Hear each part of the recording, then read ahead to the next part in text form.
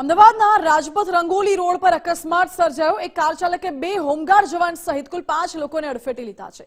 Urban ચોકની સામેના road પર આ ઘટના બની હતી, જ્યાં કાર ચાલક ભાગવા ગયો અને રિંગ રોડ પર ઉભેલા અન્ય 3 શ્રમિકોને અડફેટે લીધા। બે હોમગાર્ડ જવાનમાંથી એક જવાન તો ગંભીર રીતે ઇજાગ્રસ્ત છે, જો કે હાલ તો તમામ ઇજાગ્રસ્તોને ખાનગી હોસ્પિટલમાં સારવાર માટે ખસેડાયા છે।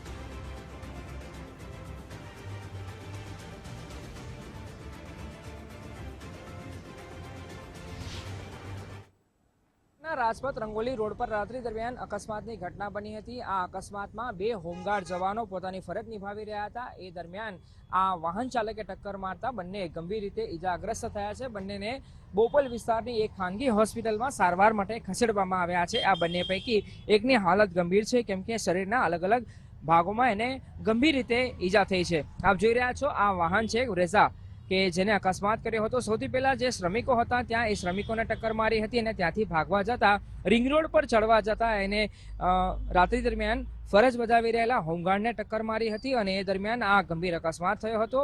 એ અકસ્માત પછીની હાલત આ વાહનની તમે જોઈ રહ્યા છો કે અંદાજ અનુમાન લગાવી શકાય કે કેટલો ગંભીર અકસ્માત હતો અને કેટલી ભયાનક રીતે એને ત્યાં વાહનને ટક્કર મારી હશે, એટલે એ અનુમાન લગાવી શકાય। હાલ સરખેજ પોલીસમાં આ બાબતે ફરિયાદ નોંધાઈ છે અને ફરિયાદના આધારે જે 22 વર્ષનો પ્રણવ નામનો કાર ચાલક છે એની ધરપકડ કરી લીધી છે। બીજી તરફ જે અકસ્માતમાં ઈજા પામેલ બે હોમગાર્ડ જવાનોની સારવાર ચાલી રહી છે। સાથે સાથે સરખેજ પોલીસ દ્વારા આસપાસ વિસ્તારમાં જે લોકો હાજર હતા સીસીટીવી ફૂટેજ પણ કલેક્ટ કરવાની કામગીરી હાલ કરવામાં આવી રહી છે। કેમેરા પર્સન અંકિત દવે સાથે અર્પિત દરજી, ગુજરાત ફર્સ્ટ, અમદાવાદ।